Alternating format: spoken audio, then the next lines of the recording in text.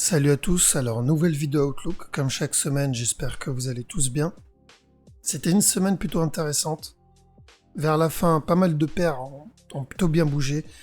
On a eu de gros trades. J'ai partagé les résultats dans mon groupe Facebook. On a eu GBP USD. GBP USD, on a eu un très beau trade dessus. Donc j'avais mis la mise à jour ici, hop. Donc GBP USD qui a été annoncé donc, le 27 du mois dernier. On a annoncé un buy et on a bien eu le buy. On a eu d'ailleurs un très beau buy. Donc bien joué à ceux qui sont entrés dedans. J'en connais qui sont entrés dedans. Et, c'était un trade plutôt sympa. On a eu aussi Euro NZD, donc l'Euro NZD où j'avais annoncé un sell. Je crois que c'était sur la même vidéo. Correction, à la fin de la correction, j'ai dit quoi? J'ai dit on vend. Et pour ceux qui maîtrisaient pas le Wave Theory, je leur conseillais d'attendre la cassure du down, correction sous le down, et là vous rentrez. Ok. Donc maintenant, si on voit ce qu'il nous a fait, hop, on va aller en H1. Donc Euro NZD, il nous a bien fait un très beau down. On va aller plutôt en H4. Voilà. Donc il a cassé le down ici. Donc pour ceux qui sont rentrés de façon, on va dire, sécurisée. Donc il y a eu la cassure, le down, il y a eu la correction, donc comme j'avais dit, attendre la correction ici, et vous rentrez en sell. Donc ceux qui ont fait cette technique pour rentrer, ils ont déjà fait 500 pips. Maintenant, ceux qui maîtrisent la stratégie, normalement, ils seraient rentrés dans cette zone-là, ok, dans cette correction, parce que dans cette correction en petit time frame, on va y aller tout de suite, voilà. Donc dans cette correction-là, il y avait une opportunité pour vendre, ok. Donc très bon trade, quasiment 600 ou combien, 600, 700 pips, 650 pips, donc c'est pas négligeable, ça continue encore à descendre. Maintenant faites attention.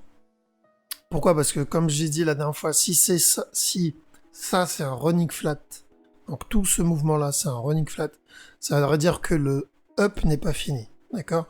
Donc même chose que la dernière fois, si vous voyez une correction, vous rentrez en sell, mais vous mettez le break-even par sécurité au cas où il nous fait un running flat.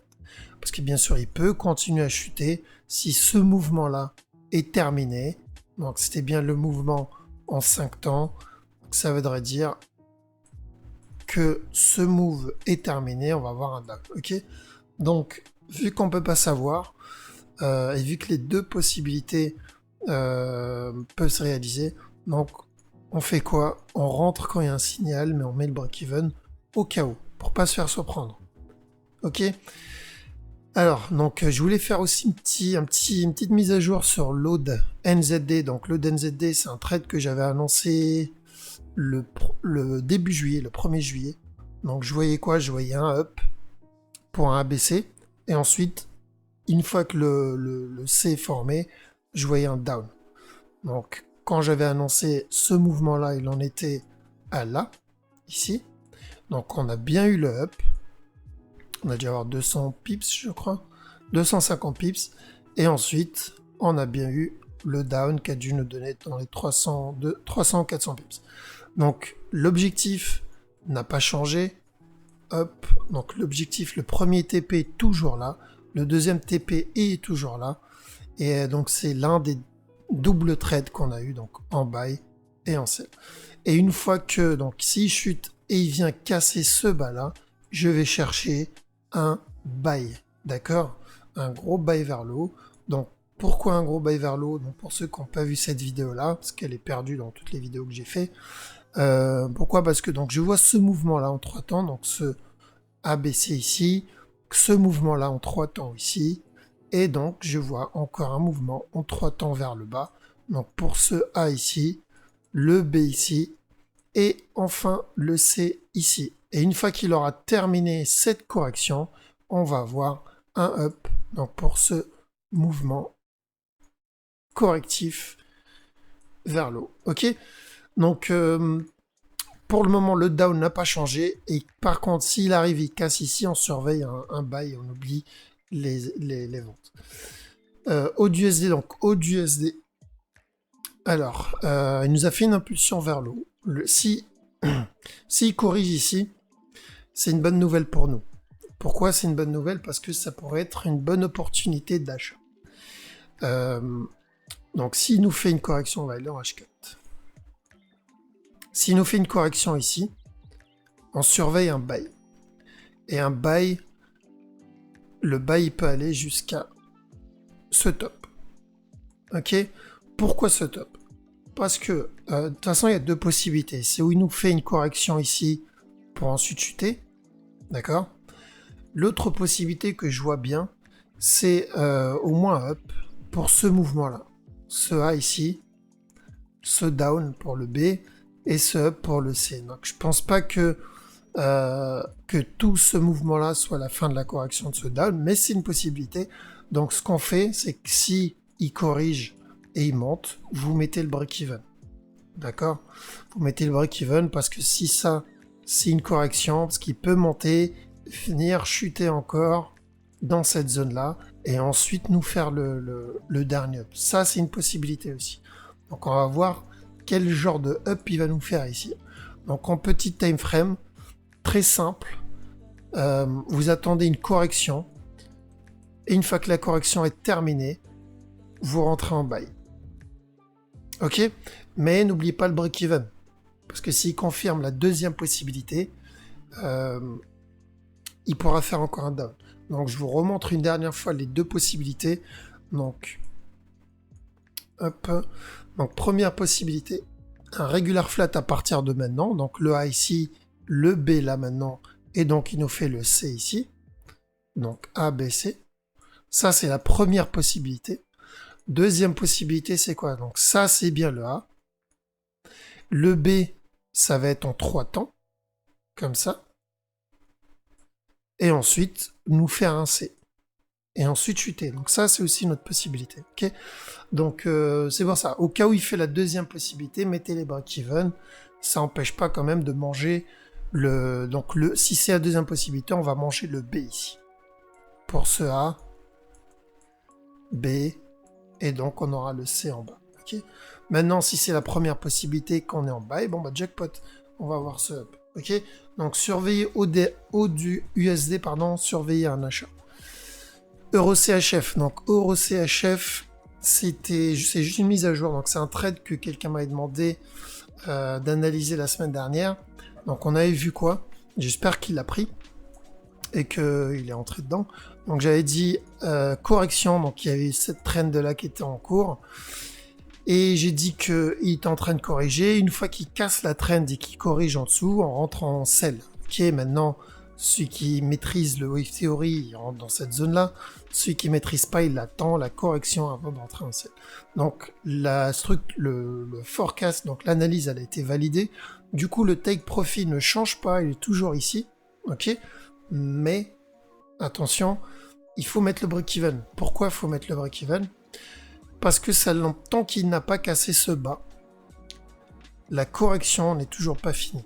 Ok, ça veut dire quoi? Ça veut dire que il peut très bien venir descendre, faire ça, et ensuite monter, et ensuite chuter. Ok, donc on met le break-even. S'il monte, on sort en positif, et à ce moment-là, on cherche une autre opportunité pour vendre. Pourquoi? Parce que ça deviendrait le A, ça c'est le B, le C, le C. C'est pas quel genre de correction il va nous faire. Donc on met le break-even, on laisse le take profit ici, il chute, tant mieux. Il chute pas, on cherchera une autre opportunité. Ok? Donc TP là, pourquoi TP là? Très simple, parce que sur plus grosse time frame, on va aller en H4 plutôt, plus grosse time frame, il y a deux possibilités où ce mouvement là est terminé. C'était la correction de ce down et donc on va voir la suite du bas. La deuxième possibilité, et c'est celle que je pense qui a le plus de probabilité, c'est que là il nous fait un A, là il nous fait un B, et là il va nous faire un C, corriger ce up là pour avoir encore un up, et là on cherchera un down, ok, pour ce A, ce B, ce C. Donc vu que possible ça soit juste une correction, c'est pour ça on met le TP ici, il vient proc le TP, on sort, et là on surveille. S'il monte, à ce moment-là on cherchera des opportunités d'achat. S'il corrige en dessous, comme pour le Rohan ZD, on rentre en sell, TP toujours en bas. Ok. Petite mise à jour aussi sur l'EuroGBP. Donc EuroGBP, un des bons trades qu'on a pris aussi, même s'il a été chiant sur le buy.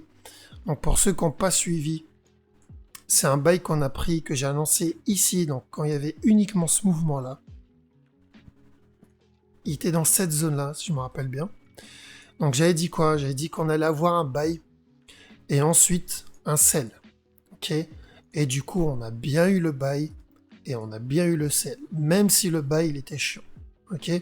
Ensuite, une fois que donc la semaine, je crois il y a 2 semaines de ça, quand il était en train de faire ce mouvement, j'ai dit que ce mouvement c'était une correction. Une fois la trendline cassée, quand on va aller en H4, une fois que la trendline cassée, vous cherchez un sell. Il a cassé la trendline et on a eu un très très beau sell. Donc on a eu tout ce mouvement là. Hop, qu'on a eu tout ce mouvement vers le bas. D'accord? Donc bien joué à ceux qui l'ont pris. Moi personnellement, donc j'ai bien attendu une confirmation sur ce move parce que le up il était assez agressif. Donc j'ai vraiment attendu une confirmation. J'ai dû rentrer donc sur la petite trend. J'ai rentré donc dans cette petite trend ici. Hop. Donc il y a eu la... On va zoomer. Tac. On va aller en M15. Comme ça on voit bien la correction. Voilà. Donc il y a eu un signal ici. Ok, donc il y a eu l'impulsion vers le bas, il y a eu la correction ici. Donc moi je suis rentré en sell ici. Donc trade qui se passe plutôt bien. On va laisser tourner. Pourquoi on laisse tourner? Parce que l'objectif n'a toujours pas changé depuis que j'ai annoncé il y a 2 mois de ça. C'est-à-dire il est là. Ok. Donc une fois qu'il viendra casser ce bas, là on va commencer à faire attention parce qu'il peut monter. Ça peut être juste donc la correction. Bien sûr il peut continuer à chuter. Mais ça peut être juste la correction pour une continuation vers le haut. Ok. Donc on n'en est pas là pour le moment. On suit la vague et on va voir comment ça va se terminer. Euro-Yen, donc Euro-Yen aussi, très très bon double trade. Hop. Donc trade annoncé là. On a eu le up. Sell annoncé. On a eu le down. Maintenant, quand j'ai vu ce mouvement-là vers le haut, je me suis dit attention, ça peut être... Donc il peut nous faire encore un up. Pourquoi encore un up? Parce que ça peut être un running pour un up. Ok, donc pour ce A, on va aller en daily. Voilà. Donc pour ce A, ce B et le C, et ensuite avoir le down.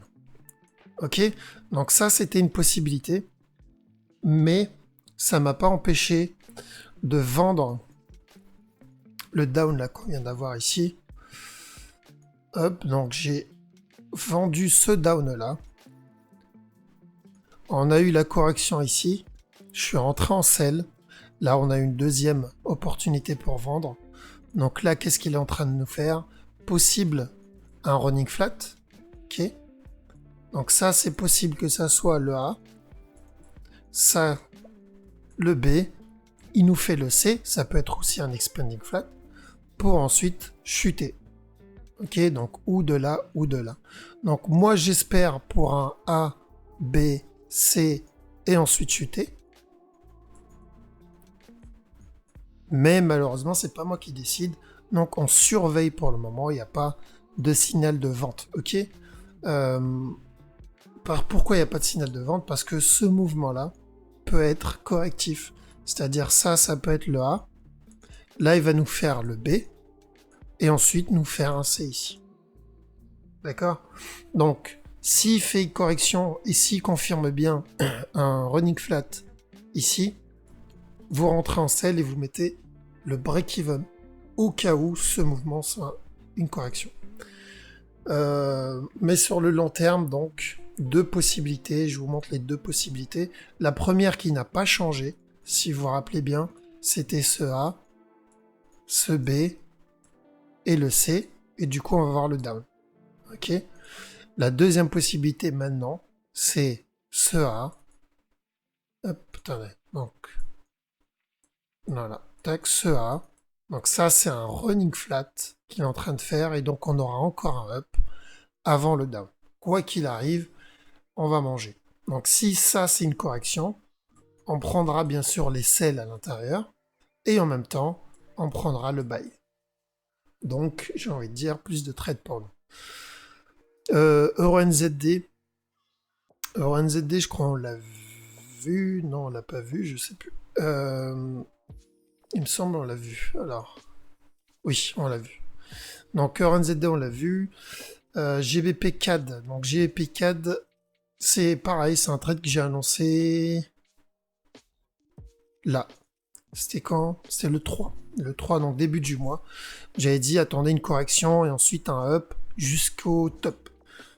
On va aller en H1. Hop. Donc en H1, on a bien eu la correction ici. Plutôt propre d'ailleurs. Donc une bonne correction ici. Et on a bien eu le up. Et on n'est pas loin du top. Maintenant, si vous voulez prendre une partie des profits, ceux qui ont pris leurs profits, c'est pas grave, vous avez même bien fait parce qu'on n'est pas loin de toute façon d'une zone où le marché peut se retourner. Maintenant, ceux qui n'ont pas pris leur profit, vous pouvez prendre une partie ou sinon, vous laissez votre take profit en haut et vous mettez votre break-even une fois qu'il aura cassé cette trendline ici. Tac.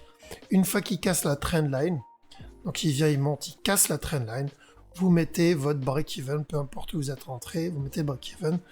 Il viendra toucher possible votre take profit. Maintenant, ceux qui n'ont pas mis leur take profit ici, ou ils prennent juste une partie de leur profit ici, c'est une possibilité aussi. Pourquoi? Parce que il peut continuer à monter.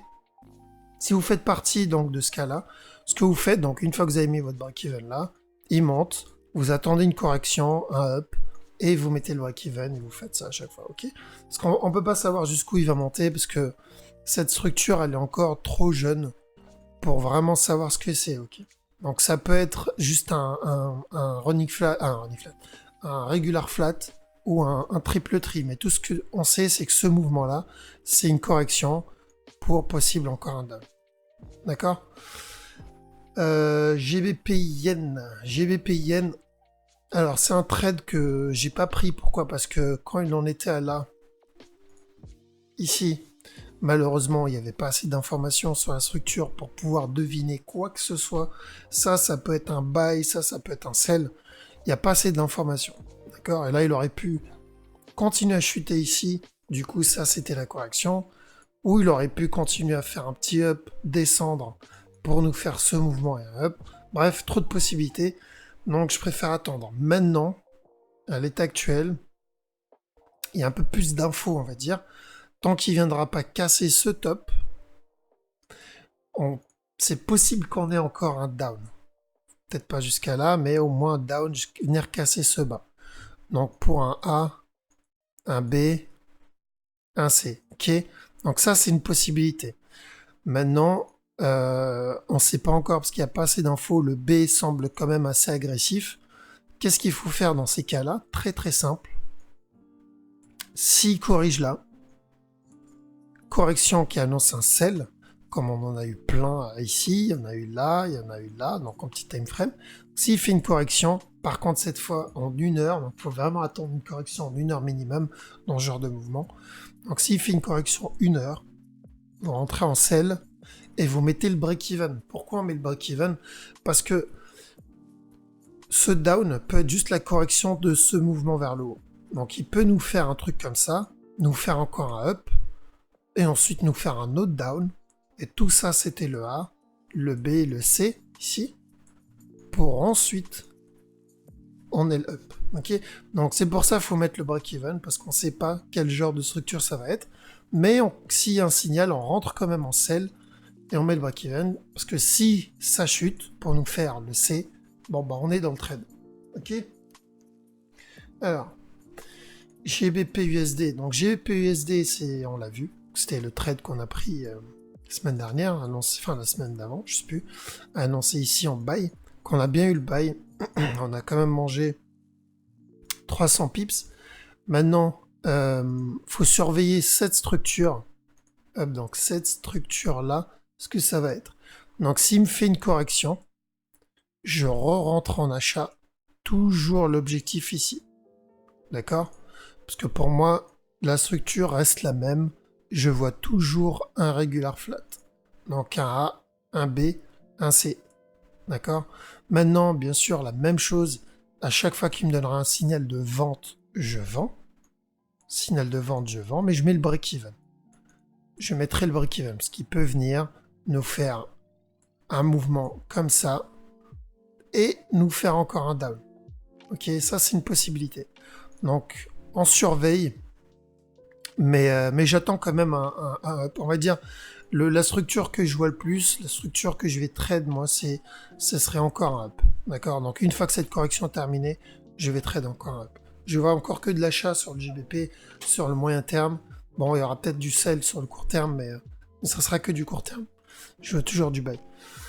USD-CHF, encore un autre trade qui s'est bien passé. Et que j'ai annoncé en buy ici, donc quand on était à là, je vous ai dit, il peut se retourner à tout moment dans cette zone-là. Il s'est bien retourné. J'ai dit de mettre le TP, premier TP là, le deuxième TP là. Donc premier TP, il est touché. Maintenant, on surveille pour le deuxième TP. Là, ce qu'il est en train de faire, ça me semble assez correctif. Tout ça, s'il me fait une bonne correction, je continuerai, je rajouterai un achat ici. Maintenant, faut juste surveiller, c'est trop tôt, malheureusement, pour pouvoir anticiper ce genre de mouvement. Ok. Donc USD-CHF, je vois toujours un buy, je vois pas de sell. S'il y a un sell, en tout cas, ça serait un sell sur le court terme. D'accord. Court terme, pourquoi? Parce que ça peut être juste une correction pour la continuation vers le up. Donc le gold, je vais pas m'attarder dessus. J'ai annoncé un buy ici, on l'a eu. J'ai annoncé un autre buy ici, on l'a eu. J'ai dit quand il arrivera, donc avant qu'il touche, quand il arrivera dans cette zone-là, on va avoir un sell. On a eu 2 fois d'ailleurs du sell. Par contre, faites attention, donc ça peut être une correction pour encore un buy. Quoi qu'il arrive sur le long terme, je vois toujours un sell. Pour moi, le mouvement n'est pas terminé. Pour moi, ça c'est un A, ça c'est un B, ça c'est un C. Une fois que ce move est terminé, on va avoir un up. Ok, pour ce ABC là. Et enfin, donc le silver, pareil, je vais pas vous demander, enfin, je vais pas vous dire d'acheter ou de vendre sur cette paire, même s'il est en train de chuter, parce que le silver, faut le prendre comme un investissement. Donc, faut acheter et garder. Silver, il coûte 14 $. Il pourra pas descendre à 0 $ l'argent. Donc, pour moi, ça, ce mouvement, donc on a eu le up, ça c'est une correction, qu'on va avoir au moins un autre up.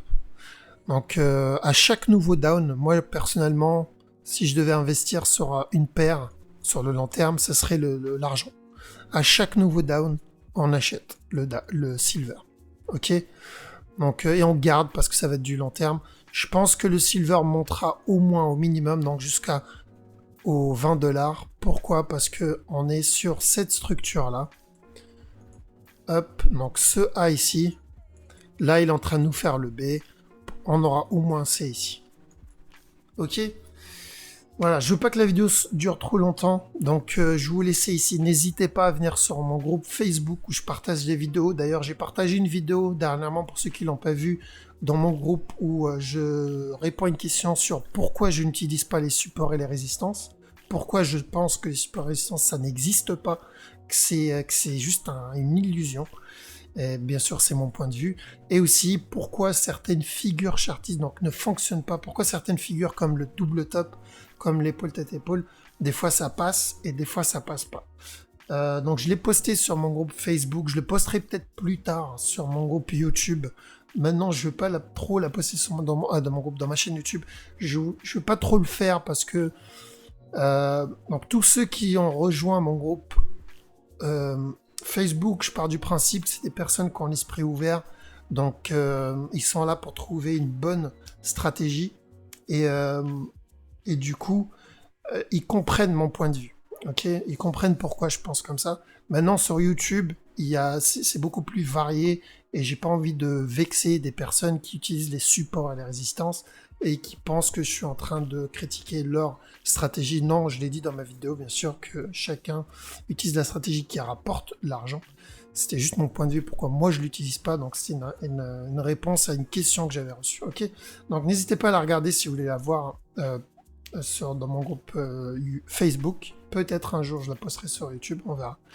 Je reçois aussi beaucoup de questions sur la formation, parce que je donne une formation à côté.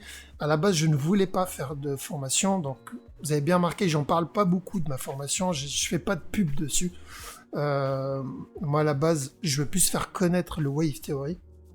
Maintenant, plusieurs personnes m'ont demandé de faire une formation, parce que je suis le seul à proposer le Wave Theory en français.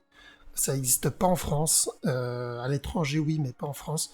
Et vu que je suis le seul à proposer ça, du coup, beaucoup m'ont demandé de faire une formation. Et donc, j'en ai fait une, mais elle est très limitée.